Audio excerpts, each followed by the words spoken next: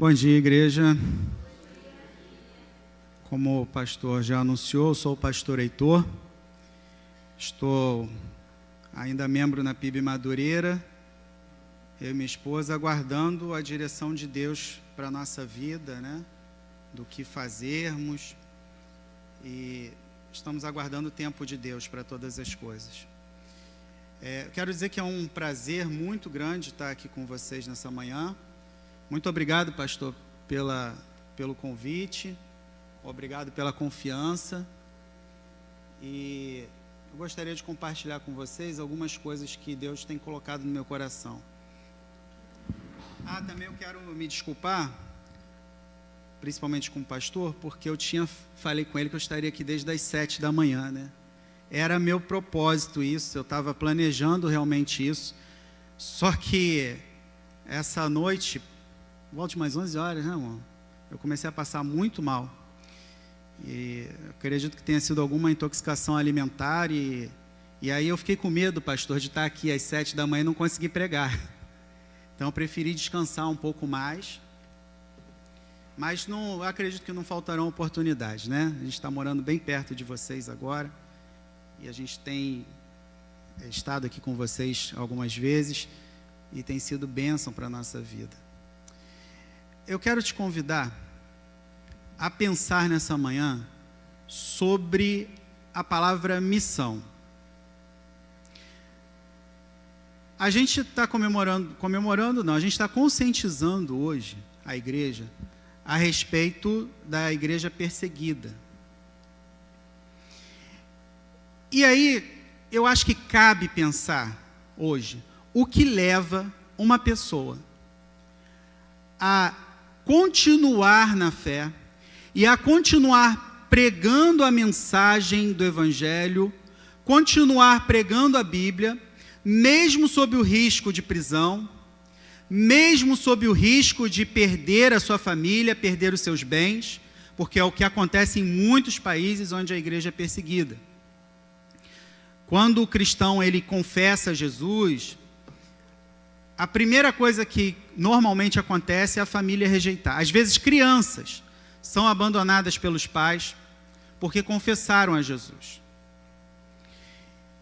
Esposas se divorciam, maridos se divorciam, filhos são deixados de lado, a família realmente abandona, muitas pessoas perdem o emprego. E o que leva uma pessoa, diante de tanto risco, se manter firme na sua fé? Ainda assim continuar pregando essa mensagem. Eu acredito, irmãos, que um fator importante nisso é o sentimento de missão. No meio militar, essa palavra missão, ela é usada para quase tudo. Se você vai carregar um papel de uma sessão para outra, você vai andar 50 metros com papel, você recebeu a missão de levar o papel para tal lugar, e você faz muito empolgado com aquilo, né? E tudo é chamado de missão. Se você tem que sair da organização onde você serve, ir a uma outra, você está em missão. Todas as ordens são encaradas como missão. E, por incrível que pareça, isso não banaliza o sentimento de missão, mas faz com que aquele soldado, ele se empenhe muito mais em levar, ainda que seja um simples papel de um lugar para o outro, ainda que seja uma caneta de um lugar para o outro, ele se empenha totalmente porque ele recebeu naquela ordem o nome missão. Assim também, existem as missões diplomáticas, né? O embaixador, às vezes, precisa se deslocar a um outro país, ou pelo menos se deslocar à sede de um governo, numa missão diplomática para acertar alguns detalhes a respeito de comércio, a respeito até mesmo de defesa. E aí esse embaixador, ele diz que está em missão, e naquela missão ele representa o país dele. Nós vemos também essa palavra missão nas instituições, né? Na administração. Quando você vai a uma determinada empresa, muitas vezes você vê colado na parede missão e valores. Quem já viu isso? Todo lugar, né? Visão, missão e valores. A missão é o desejo daquela empresa, o que a empresa quer alcançar, aonde ela quer chegar com o seu trabalho, quais são os objetivos dela. Às vezes eu troco um pouquinho com a visão, né? Porque são bem parecidas. Mas é isso, qual é a finalidade, qual é o propósito? Na verdade é isso, qual é o propósito daquela empresa? E aí nós chamamos isso de missão. Eu não sei se a igreja aqui faz isso, tem esse manifesto, não? Algumas igrejas têm também. Se nós colocássemos aqui, qual seria a nossa missão? E eu vou um pouco mais além, né? Todos que confessam o nome do Senhor. Se você tiver que escolher uma missão de vida, qual será a sua missão? Não é difícil responder isso. A gente pode achar o texto lá de Mateus capítulo 28, versos 16 ao 20. Mateus capítulo 28, versos 16 ao 20. Você pode ler comigo?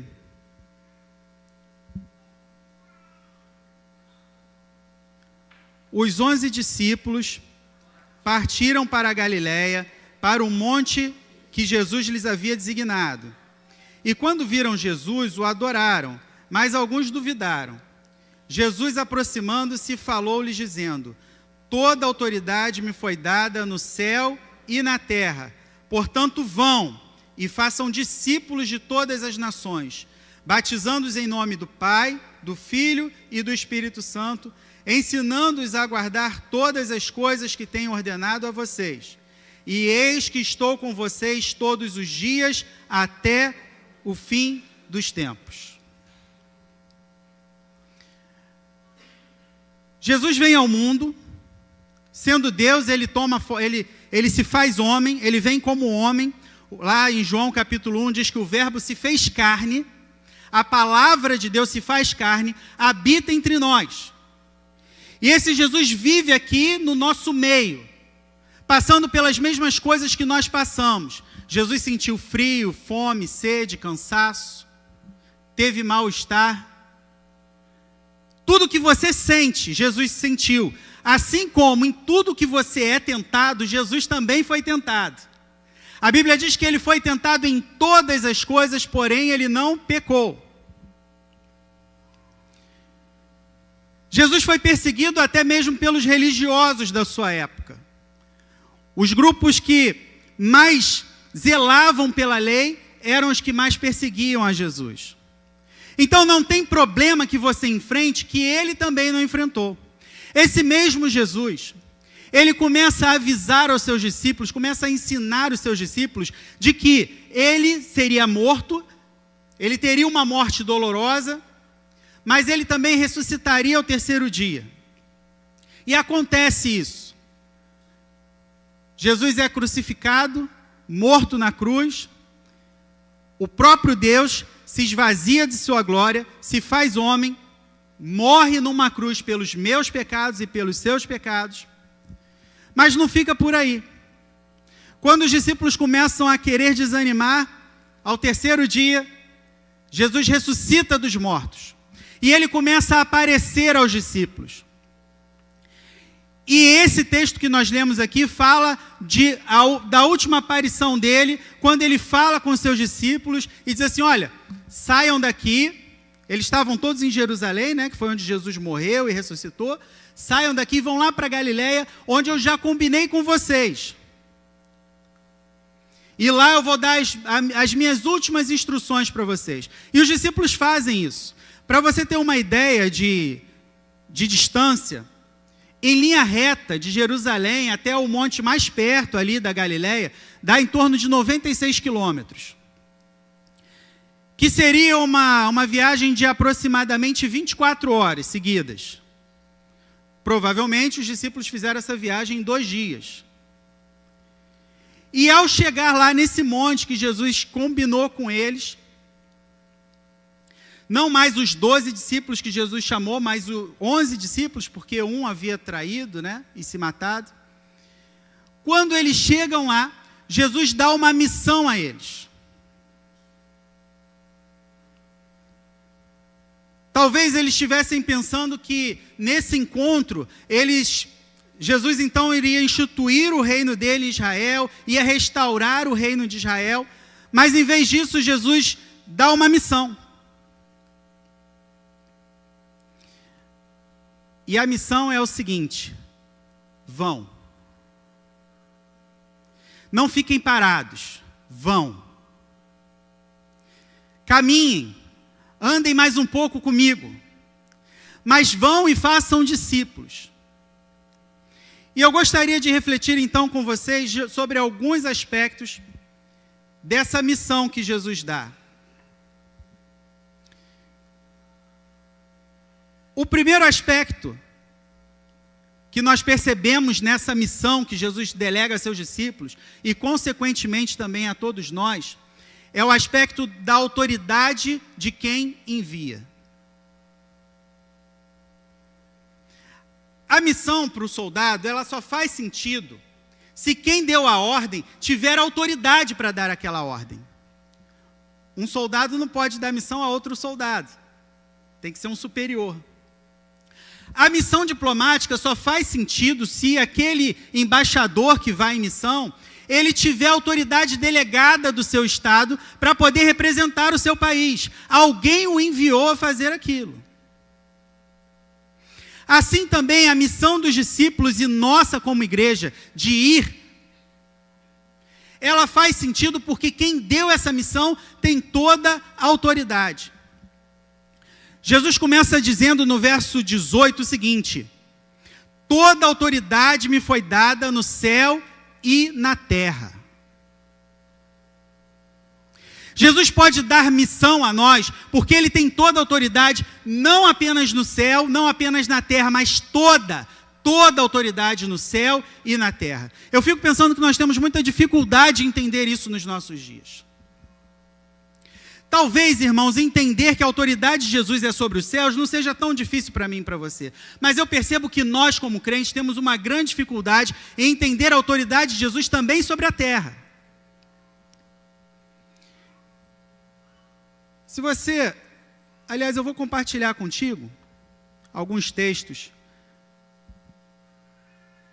que nos revelam o porquê dessa autoridade. Primeiro, foi uma autoridade que foi profetizada. Lá em Daniel capítulo 7, verso 13 e 14, pedi ao irmão que coloque na tela, por favor.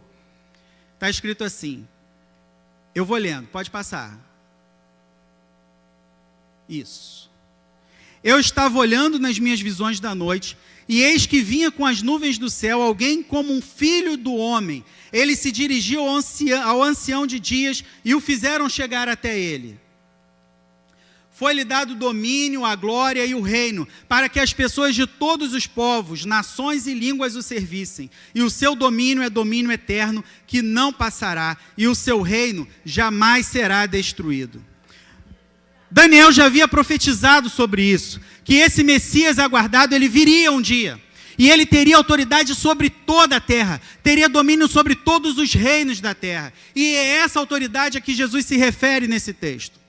Quando ele diz que toda autoridade lhe foi dada nos céus e na terra.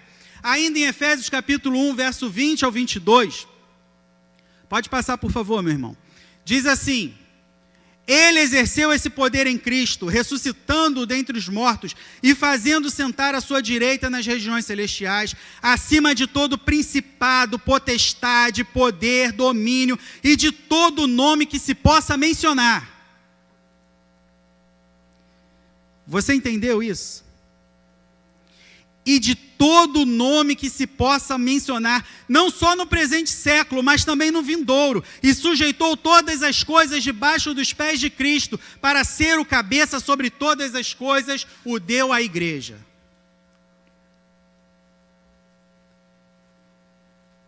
Jesus tem toda a autoridade sobre tudo. Deus sujeitou toda a autoridade a Ele, tanto nos céus como também na terra. Lá em Filipenses, capítulo 2, verso 9 e 10, está escrito assim: Por isso também Deus o exaltou sobremaneira, ele deu o nome que está acima de todo nome, para que ao nome de Jesus se dobre todo o joelho nos céus, na terra e debaixo da terra. Aqui o apóstolo Paulo ele vai mais além. O poder de Jesus e a autoridade dele não está só nos céus, mas está na terra e até mesmo debaixo da terra. Significa que não tem lugar onde o poder de Jesus não alcance. Não há lugar onde a autoridade de Cristo não alcance. Não há lugar onde ele não chegue com o seu poder. Você consegue entender isso? Por que eu estou dizendo isso?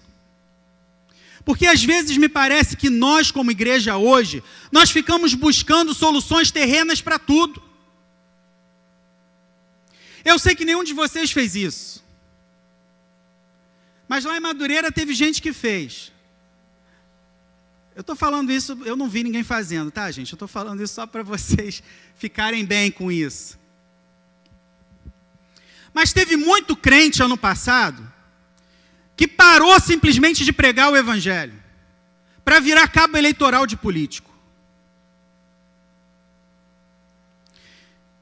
Independente do partido, independente do candidato, eu estou falando de tudo.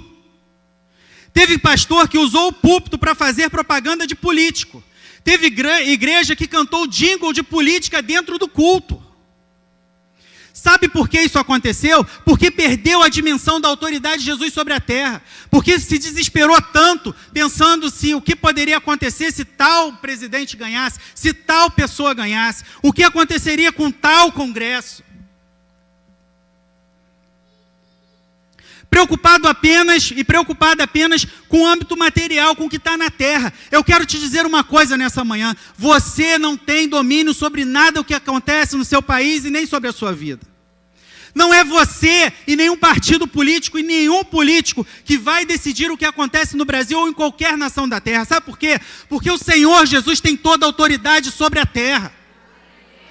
A nossa missão aqui não é promover político. A nossa missão aqui não é para fazer propaganda de ninguém. A nossa missão aqui é orar pelo nosso país. Não vai ser mandando políticos para os países onde tem perseguição que a gente vai fazer diferença em algum lugar. Não vai adiantar nada.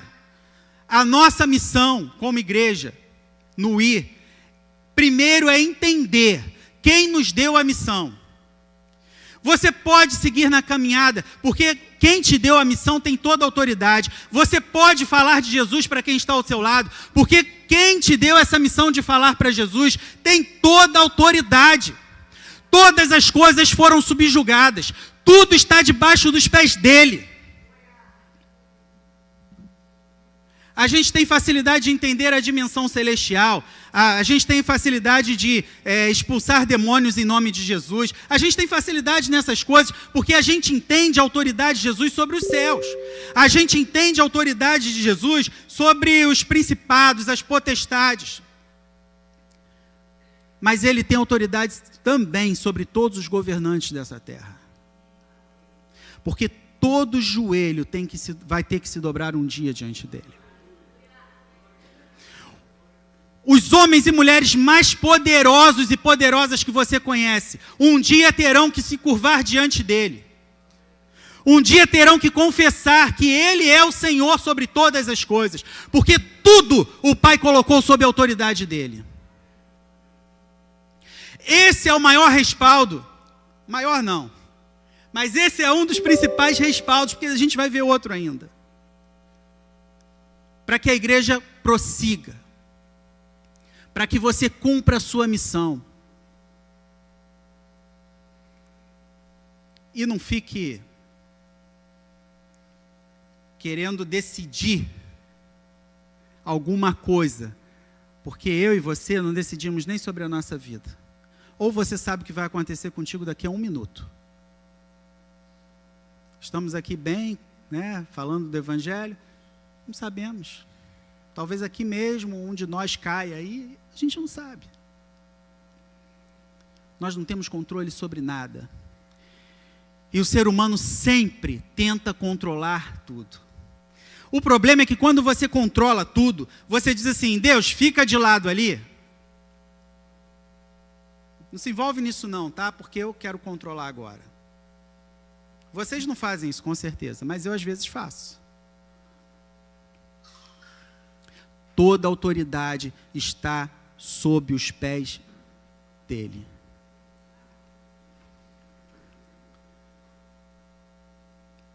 Para que ao nome de Jesus se dobre todo o joelho nos céus, na terra e debaixo da terra. Não há nada, não há nenhum lugar onde o poder de Deus não alcance. O segundo aspecto dessa missão é a própria missão, que é fazer discípulos. Lá no verso 19, está escrito assim: portanto, vão e façam discípulos de todas as nações, batizando-os em nome do Pai, do Filho e do Espírito Santo.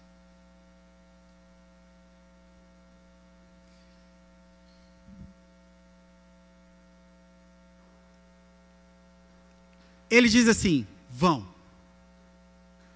Quando eu leio isso, eu gosto muito de filme de guerra. Não sei se vocês gostam também, eu gosto mais de filme de guerra. Não, né? Não escandalizem não, por favor, tá? Eu gosto sim. E tem aquelas cenas, todo filme de guerra tem aquela cena onde o lugar onde eles estão vai explodir.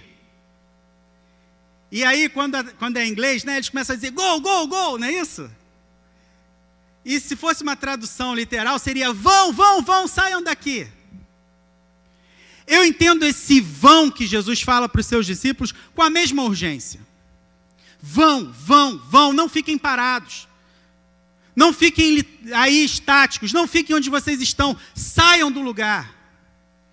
Mas saiam com o propósito de quê? De fazer discípulos. Quando Jesus diz para os seus discípulos irem fazer discípulos, ele está dizendo muito mais do que vão para pregar o evangelho. A gente tem até uma música do Inário, o cantor cristão, acho que o HCC também tem ela, né? E depois pregai o evangelho, não é isso? Desculpem. É claro que aí tem a questão da licença poética, mas o ir que Jesus diz é muito mais do que pregar o evangelho, é ir para fazer discípulo. Sabe o que é isso? Eu vim aqui nessa manhã, vim pregar o evangelho, eu dei aqui uma palavra para vocês, né? O pastor vem aqui todo domingo, dá uma palavra, está pregando. Você ouve, pode tomar uma decisão ou não, aliás, você vai tomar uma decisão de qualquer maneira, né? Atendendo ao chamado daquela mensagem, ou não atendendo, ou endurecendo seu coração, você vai tomar uma decisão e vai embora para sua casa. Fazer discípulo é fazer como Jesus fez, é dar de si ao outro, é dar da própria vida ao outro. É muito mais do que aluno. É alguém que compartilha tudo dele.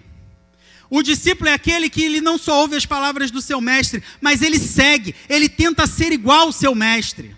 Quando Jesus está dizendo, vão e façam discípulos, ele está dizendo assim, vão produzir pessoas iguais a você, mas primeiro vocês sejam iguais a mim. Porque as pessoas que vocês produzirem, elas precisam também ser iguais a mim. Isso é fazer discípulo. A gente está no dia da igreja perseguida, e graças a Deus aqui nós temos total liberdade. Nós pregamos o evangelho com toda a liberdade aqui nesse país, graças a Deus por isso. Espero que continue assim por longos anos. Mas uma coisa que eu percebo é que nos lugares onde há perseguição, aqui a gente prega o evangelho, tem liberdade, mas a gente tem uma certa dificuldade em fazer discípulos. Nos lugares onde há perseguição, se a igreja não fizer discípulo, ela não sobrevive. O chamado da igreja é para fazer discípulos. É para fazer seguidores.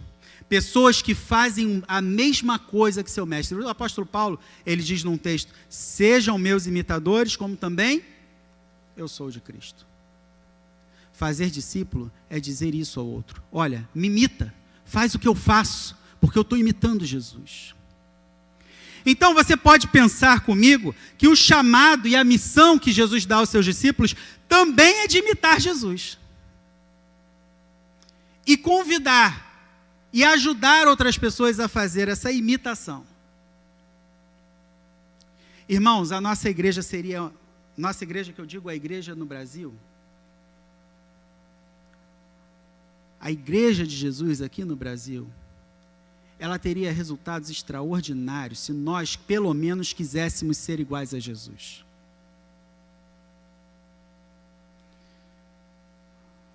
O problema é que nós queremos ser igual ao pastor tal, igual ao cantor tal, igual o youtuber tal.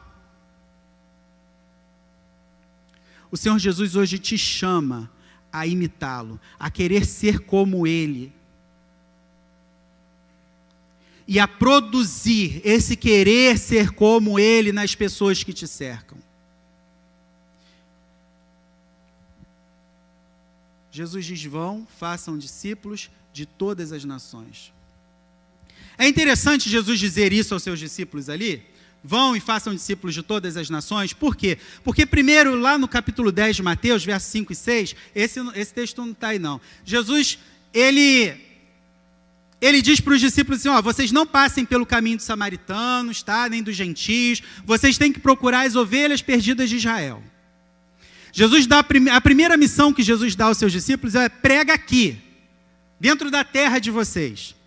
Era uma missão para que o evangelho chegasse primeiro no povo judeu. E aqui em Mateus capítulo 28, no verso 19, Jesus diz assim: agora é a hora de fazer discípulo em todas as nações, em todas as etnias, em todos os povos. Seria possível 11 homens somente atingir esse objetivo? Não, né? Aí faz todo sentido fazer discípulo.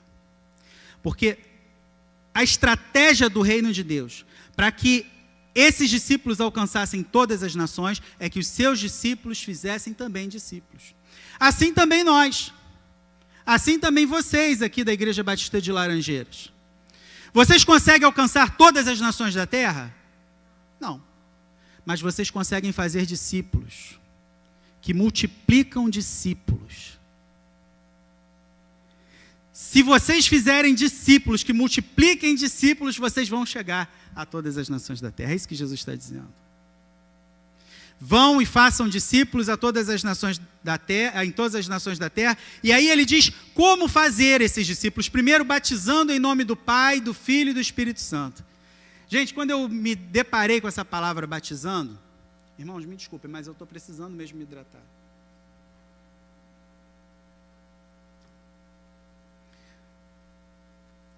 Quando eu me deparei com essa palavra batizando, eu percebi que a palavra utilizada aqui é baptizo,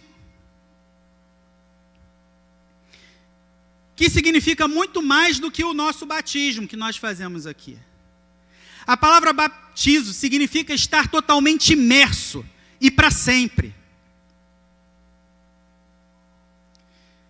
Se fosse só o batismo que nós nos referimos aqui nas águas, seria bapto, que é mergulhar e sair. Existe uma receita de 200 anos antes de Cristo, de picles. E a receita, ela tem as duas palavras, bapto e baptizo. A receita está em grego. E aí diz que primeiro o picles ele tem que ser bapto, mergulhado na água fervendo, para depois ser baptizo, mergulhado e ficar ali no vinagre. Ora, quando nós ingressamos em alguma empresa, muitas empresas hoje, elas fazem o trabalho de imersão. Já ouviram isso? Algumas igrejas também fazem isso, né? Imersão em tal igreja, imersão em tal empresa. A imersão serve para que você, quando chega na empresa, você conheça a cultura daquela empresa. E você possa ser baptizo naquela empresa. Você possa ser totalmente inserido e aderir totalmente àquela cultura. Quando nós batizamos nas águas,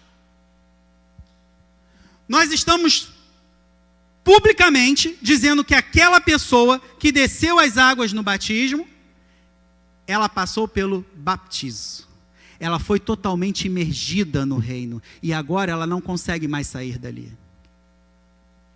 Você consegue entender essa diferença? O que eu quero dizer para você é que Jesus diz muito mais do que vai lá e batiza, em nome do Pai, do Filho e do Espírito Santo. Ele está dizendo o seguinte: olha, façam discípulos que estejam totalmente mergulhados em mim, que estejam totalmente mergulhados no meu nome, no nome do Pai, no Filho, que sou eu, no caso Jesus, e no Espírito Santo. O discípulo de Jesus, ele precisa estar totalmente inserido no nome. Quando eu e você estamos totalmente inseridos no nome do Pai, do Filho e do Espírito Santo, nós deixamos de nos preocupar com as coisas que acontecem no mundo à nossa volta. Claro, é claro que é importante você ler jornal, né, você se inteirar das coisas, lógico, eu não estou dizendo para você não fazer isso, tá? Eu leio e quero estar sempre bem informado. Mas o que eu quero dizer é que você não precisa estar ansioso com as coisas que acontecem ao seu redor. Você não precisa tentar definir o mundo ao seu redor quando você está totalmente imergido no nome do Pai, do Filho e do Espírito Santo. Quando diz também que é o nome, ali está mostrando também que é um nome só. Ou seja, é um Deus só. E esse Deus é Pai, Filho e Espírito Santo. É o Deus Trino. Que aí é uma outra conversa que a gente precisa, talvez tenha outros dias aí. Mas eu e você precisamos entender isso. Não basta você simplesmente passar pelas águas. Você precisa estar totalmente imerso na ação do Pai, do Filho e do Espírito Santo.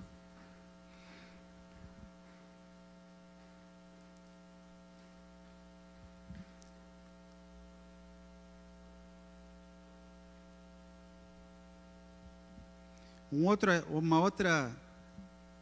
ensinamento que ele passa é ensinando. Façam discípulos, batizando, imergindo totalmente, colocando essas pessoas dentro da cultura do reino de Deus. E aí deixa eu fazer só um parêntese, tá? A gente fica achando que cultura do reino de Deus é chamar o homem de varão, a mulher de varoa, falar bênção ou glória, né? A gente às vezes, aqui ninguém faz isso, né? Aí eu vou falar de Madureira, que também ninguém faz, mas vou dizer que lá faz, tá? Porque a gente acha que isso está imerso na cultura do reino. Não é não, meus irmãos. Estar totalmente imerso na cultura do reino é você depender totalmente do Senhor para todas as coisas, sabendo que toda autoridade Ele tem. E viver totalmente a palavra que Ele deixou para mim e para você.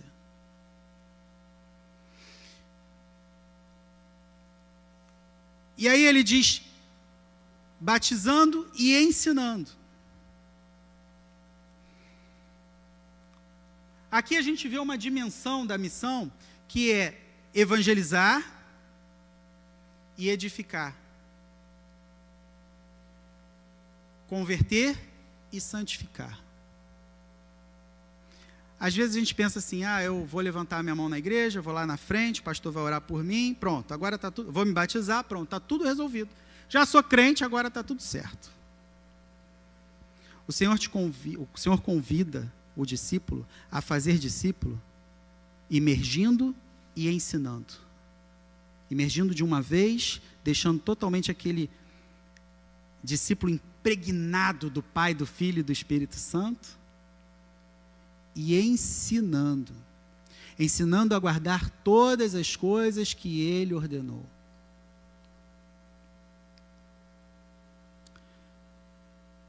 Me espanta muito quando eu vejo pastores com seguranças armados à sua volta. Porque eu não vi nenhum ensinamento de Jesus sobre isso. Me espanta muito quando a gente fala assim, quando eu ouço alguém dizer assim, eu sou crente sim, mas não pisa no meu calo não. O que Jesus ensinou? Jesus ensinou o Sermão do Monte, Jesus ensinou a dar outra face, Jesus ensinou a fazer o bem a quem te persegue. Imagina se nos lugares onde a igreja está sendo perseguida, se começassem os crentes lá a fazer atentado terrorista, para comover a população mundial a respeito da perseguição religiosa. Seria qualquer outra coisa, menos o evangelho ali naquele lugar. A igreja perseguida, ela não faz isso. Ela ora, ela sofre. Por quê? Porque Jesus não ensinou ninguém a fazer atentado terrorista. Jesus não ensinou ninguém a retribuir o mal com o mal. Jesus disse que bem-aventurados os que são perseguidos por causa da justiça. Esses irmãos e irmãs que sofrem perseguição, muitos deles se alegram quando são perseguidos. Assim como na igreja primitiva, lá em Atos, a gente vê que os crentes da época ficavam felizes quando eram chicoteados e presos por causa do evangelho. Sabe por quê? Porque eles entendiam o propósito da sua missão, porque eles sabiam a autoridade de quem tinha enviado, porque eles estavam totalmente imersos no reino de Deus.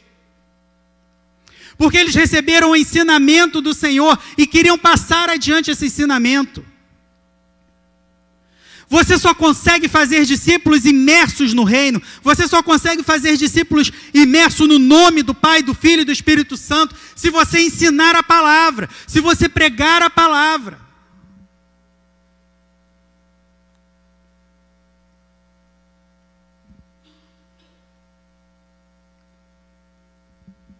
Jesus dá a missão.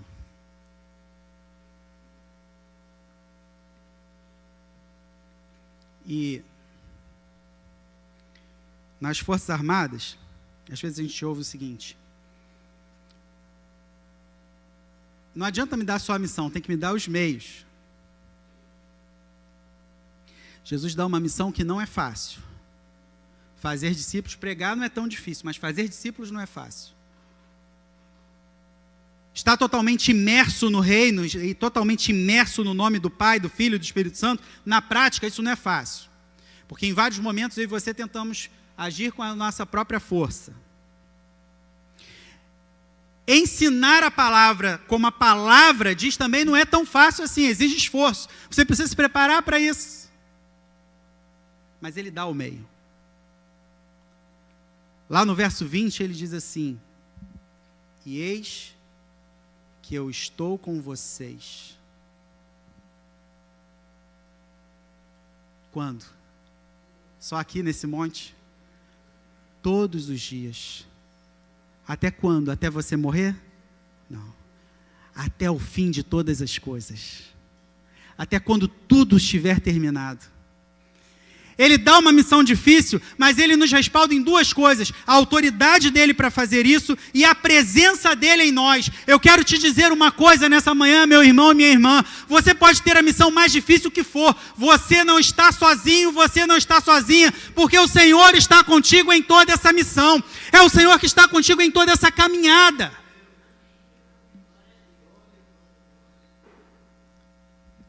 Ele que tem toda a autoridade, Ele que tem todos os reinos do mundo subjugados sob os pés dele. Ele que tem autoridade sobre anjos, demônios, reis, presidentes, ministros. Ele que tem toda essa autoridade, Ele mesmo está com você. Você não precisa de outro, você não precisa de um representante, porque Ele está com você. É essa presença de Jesus que fazia com que aqueles discípulos, com que Paulo e Silas lá naquela prisão, quando chicoteados, amarrados, eles cantassem louvor a Deus. Porque eles sabiam que ali naquela prisão Jesus estava com eles. Ele nunca vai te abandonar. Você pode ser perseguido, você pode adoecer, você pode sofrer desilusões mil. Tudo isso faz parte da vida. A perseguição faz parte da vida da igreja, inclusive. Porque a igreja chegou aqui por causa de perseguição. Se os discípulos não tivessem sido perseguidos pelos próprios religiosos, primeiro, eles não teriam espalhado o evangelho pelo mundo. E hoje eu e você não estaríamos lendo, estudando a palavra de Deus. Mas por mais que venham lutas, tristezas, perseguições, o Senhor nunca vai te abandonar. Ele sempre estará com você. Até nos momentos em que você nem sente, Ele está com você. Quando você acha que todo mundo te abandonou, Ele está com você. Ele sempre estará com você. Até o final de tudo. A minha versão, as versões mais antigas dizem até a consumação dos séculos, né? A minha versão diz até o fim dos tempos. Porque os reinos do mundo são provisórios. Presidentes passam, deputados passam, senadores passam, príncipes passam esse ano, né? Foi esse ano ou ano passado, gente? Foi ano passado que faleceu a rainha Elizabeth? Ano passado, né? Foram 70 anos, não é isso? 70 anos de reinado? Passou. É outro rei que está lá agora. Os reinos do mundo passam. Mas a presença do Senhor contigo é até o fim. Amém? Que Deus abençoe as nossas vidas e complete em nós a sua palavra.